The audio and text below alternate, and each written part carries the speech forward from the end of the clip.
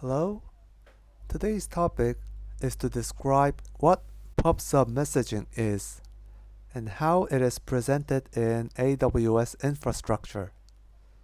So, pub/sub messaging is short phrase of publisher and subscriber messaging system. First, let's see what it is. So you can see there are publisher and subscriber. Publisher publish message and subscriber subscribes it. And in the middle, there are storage system which stores published message. It is some kind of event-driven system running asynchronously. If there is no message, nothing will happen. And when message is pushed to storage, subscriber will pick up as soon as they are ready to read. So, why is it needed? Well, main reason is to make system more stable, especially in microservice architecture, by remove couplings between system. See that there are some systems sending message from client to server. If there's some temporary network issue or target is on error, message will be lost. So, by putting message system between network, client, the publisher can send message by not worrying the status of target. Subscriber, the server side, also can read the message when they can. If we think of high traffic system, like millions of messages per second, it is more important. Because mostly server couldn't be prepared to receive and handle all of them in once. By keeping message system, it could just store message here and server can read it when they are ready. Of course, these systems are designed to focus on receiving massive traffics. And if server needs to scale up, you could just let messaging system to keep the request and read it after when they are ready. Apache Kafka is most popular pub/sub messaging system for streaming data. Probably way more than half of company is using it for their streaming system and data pipeline. This is basic high-level architecture of Kafka. It has central server part and storage part of this, which called broker. There are client part to make their system to publish messages to main server. It has their own protocol for publishing to focus on receiving huge amount of data to server with minimizing delay. Internally, published messages are organized and stored by different place name as topic. You can think as different directory and file system. You can decide which topic your message will be stored. And in subscriber side, they will decide which topic to subscribe. And they will get new messages as soon as it has been published to the topic. Each of topic is consist with partition. It is storage unit to keep the message in distributed state.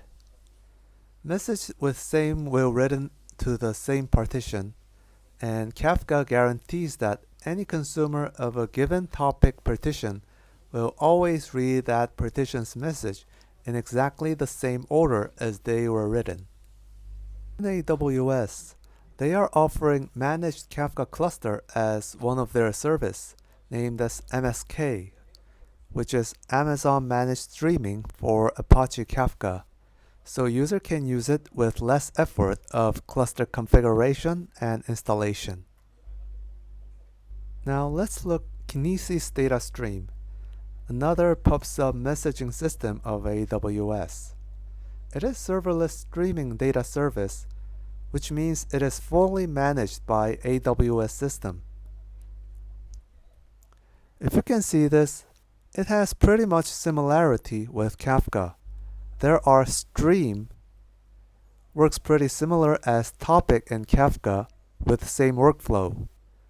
Streams are made up with multiple shards, something like partition we've just seen. There are differences in detail, but we can go through with same approach and high level. Here in MSK, the maximum size per message is 10 megabyte, while Kinesis is 1 megabyte. So if your data stream has some kind of large size messages, then Kinesis cannot be fit to your system. And in MSK case, you cannot decrease partition. If you want to, you should delete topic and recreate it.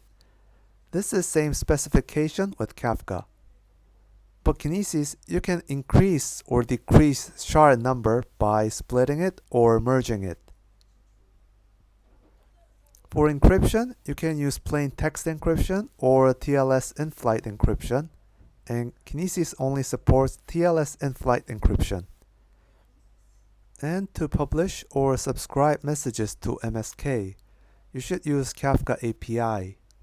And for Kinesis, you can do it with Kinesis SDK, which is part of AWS SDK, or some specialized module, KPL and KCL, which is Kinesis Producer Library and Kinesis Consumer Library. KPL and KCL have some additional features, such as message aggregation and async publish. So mostly, these are more recommended. One thing to check is that if user produce message with KPL, it should be subscribed with KCL. And MSK is cluster service, while Kinesis is serverless, but now there are MSK serverless, so this is not a difference anymore. And there are some more differences, such as in configuration options to control the cluster. But this is the basic difference, which needs to be considered before adopting it. Okay, let's check the cost usage here. Both has pretty different standard of pricing, so this assumption is just for reference. Let's assume that we're gonna use the service for 7 days, and the cluster will be 5 topics with 4 partition each, so there will be 20 partition. And daily amount of input is 100 gigabytes, and output is 200 gigabytes. This is the pricing dimension of MSK serverless. I'm gonna compare with MSK serverless because Kinesis is also serverless. The dimension is cluster hours and partition hours, storage, data in, data out. So here is the price per units. Okay, for MSK serverless, this is the cluster price, and this is the partition, which has 20 partition, and this is the unit price, and this is the 24 hours, 7 days, and input price for 100 gigabytes, and output cost for 200 gigabytes, and storage usage. So the maximum will be like this. Now let's look on pricing of Kinesis data stream. I'm going to compare with provision mode, which is being cost by defined number of shard and input data. Here is the pricing role, which is shard hour and put payload units per 1 million units. This is the pricing. And for optional features, I'll add the extended data retention, because in the MSK serverless pricing, there are storage costs, so I'll put on this as assumption option. Let's go into Kinesis pricing. In precondition, input is 100 gigabytes. So to translate with put payload unit, divide with 25 kilobytes, and the unit is 4 million. So to calculate the put payload message, it goes like this. And the shard cost is same as the MSK. There are 5 topics for partition, so there are 5 stream and 4 shard each.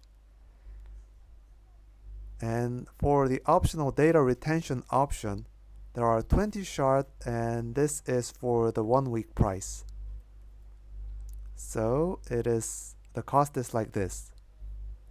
So these are the result for following condition, but it's suppose very limited situation. If cost is important factor at your selection, you should think of detailed data I/O estimation, needs of data retention, and more features for a good decision. So this is it. I hope this could be some help of your plan. I'll see you on next video.